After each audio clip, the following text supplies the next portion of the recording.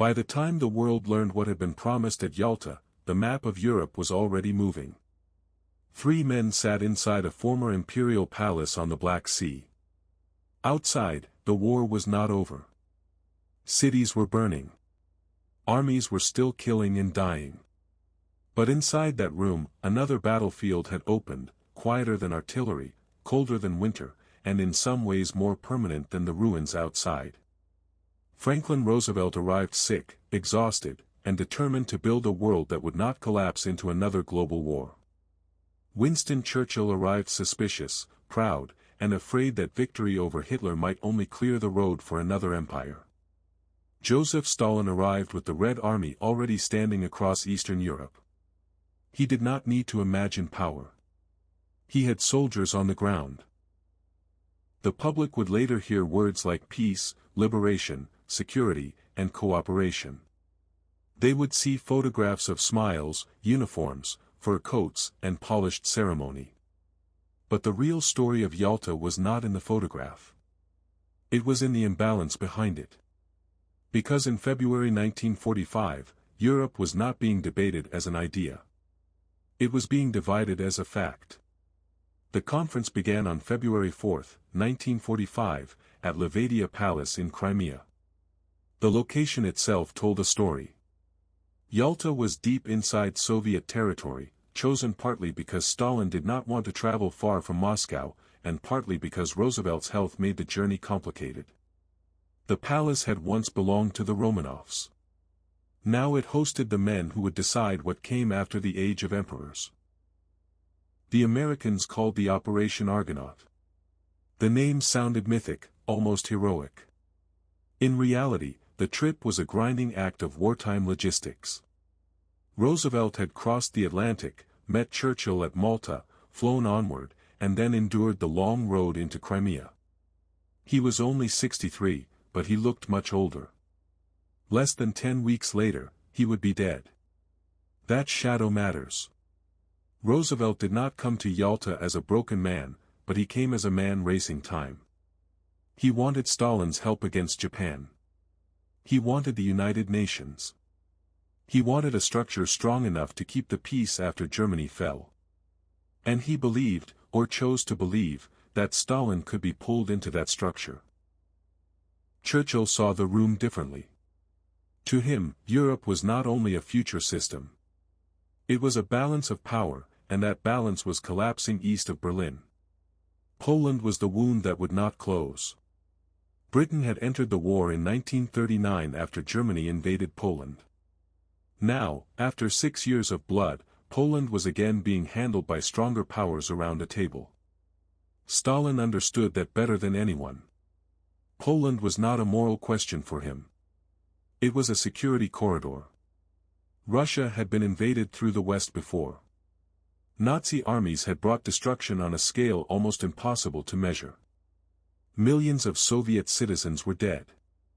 Cities had been starved, burned, and buried. In Stalin's mind, a friendly Poland was not negotiable. It was the price of survival, and also the instrument of control. That was the first secret of Yalta. The arguments sounded diplomatic, but behind them stood armies.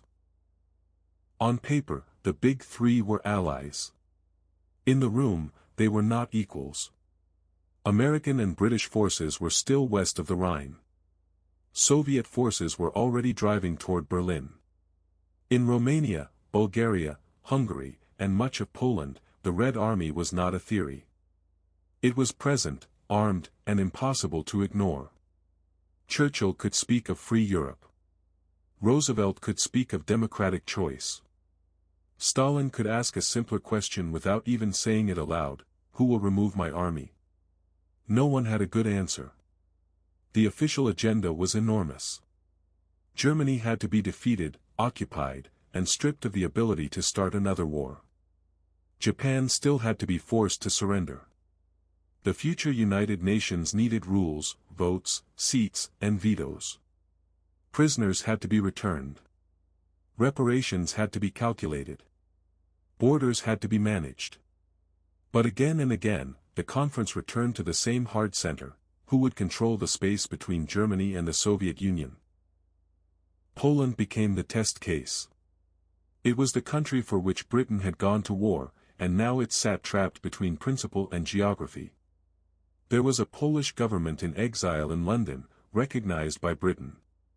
There was also a Soviet-backed authority in Lublin, already favored by Moscow. The question was not whether Poland would be free in beautiful language. The question was who would hold the machinery of power when the war ended. The compromise at Yalta promised a reorganized Polish government with democratic elements and free elections. It sounded like a bridge between worlds. It sounded like a way to preserve the alliance without admitting the truth. But the words were softer than the forces beneath them. Inside the room, every sentence about Poland carried another meaning. If Stalin accepted broader representation, would he actually allow opposition to survive? If Roosevelt pressed too hard, would he lose Soviet help against Japan? If Churchill demanded too much, did Britain have the strength to enforce it? The public saw unity. Inside, unity was being rationed. Roosevelt's calculation was global. The United States was fighting in the Pacific, and the invasion of Japan looked terrifying. American planners feared a long and costly final campaign. Soviet entry into the war against Japan could change the timetable. It could pin down Japanese forces in Manchuria and help end the war faster. So Roosevelt wanted a commitment. Stalin gave one.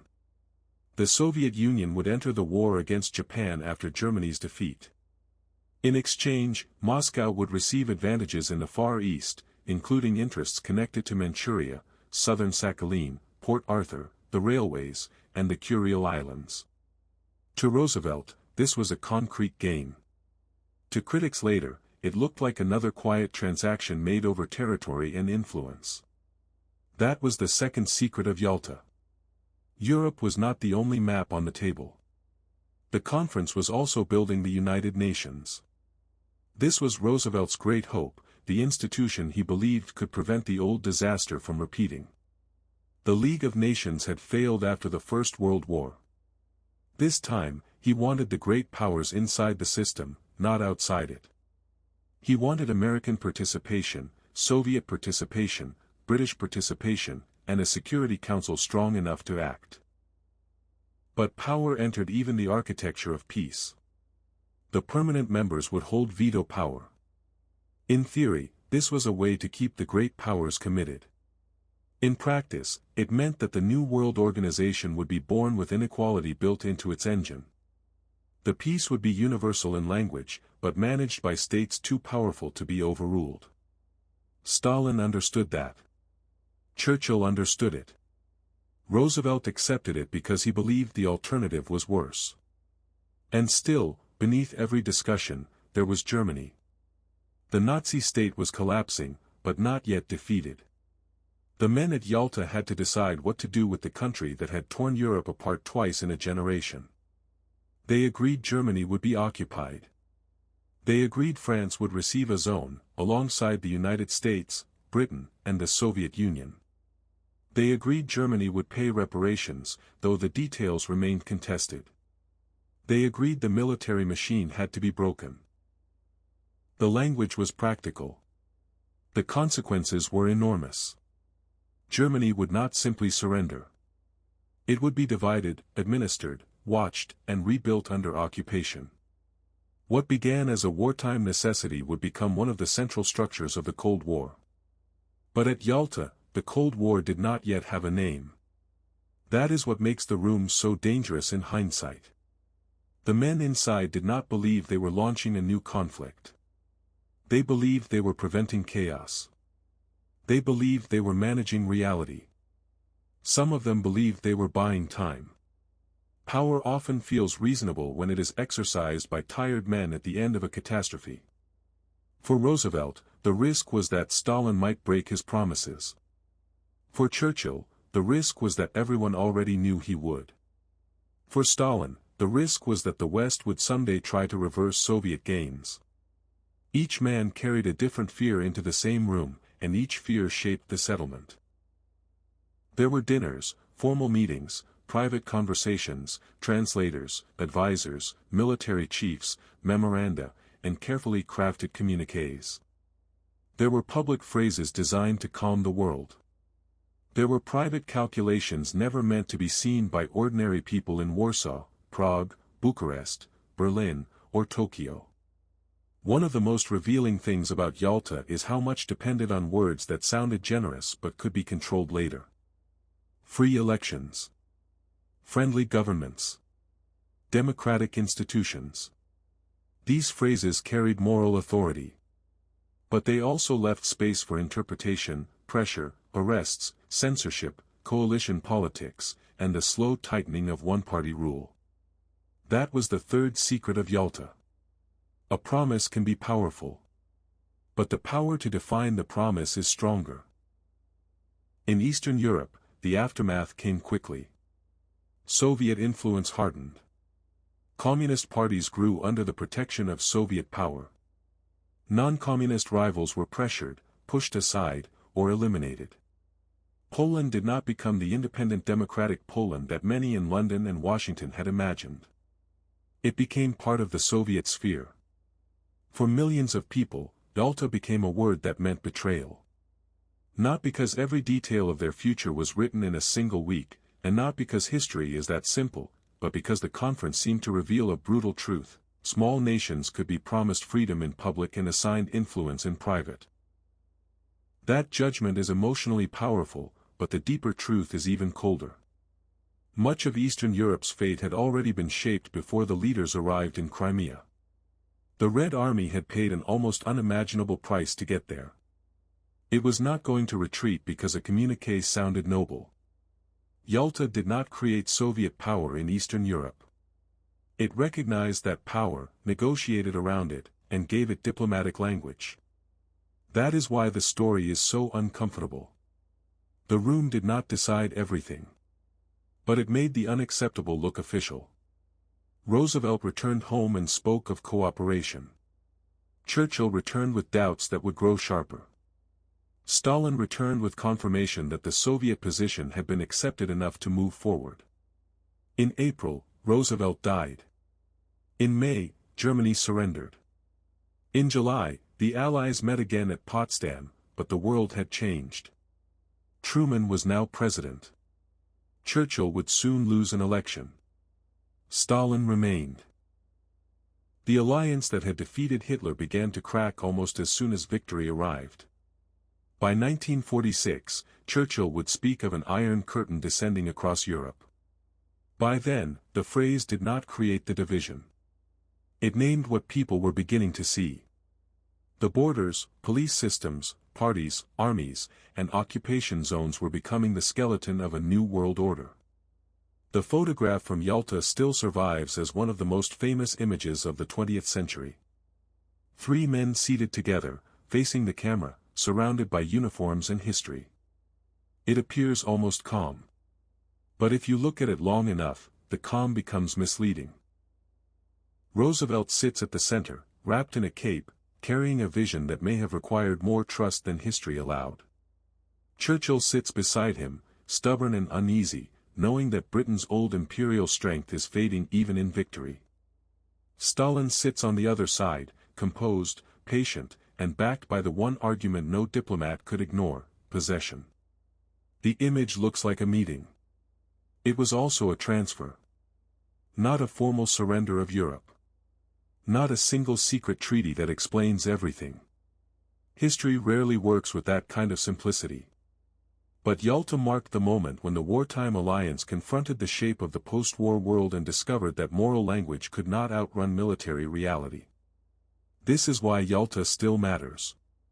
It forces a question that powerful people prefer to avoid: when leaders say they are deciding peace, whose peace do they mean? For the nations in the room, Yalta was strategy. For the nations outside the room, it was fate. For the people who would live behind borders drawn by armies and justified by documents, it was not an abstraction. It was the difference between an election and a managed election, between liberation and occupation, between a flag changing and a life changing. The world did not end at Yalta. It reorganized. And that is the quiet terror of the conference. No single cannon fired from the palace.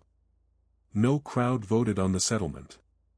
No family in Poland, Romania, Bulgaria, Hungary, or Germany was invited to approve the language. The decisions passed through telegrams, communiques, military orders, and ministries. They moved from room to paper, from paper to borders, from borders to lives. The most powerful moments in history do not always look powerful while they are happening. Sometimes they look like tired men at a table, choosing words carefully because soldiers have already chosen the terrain.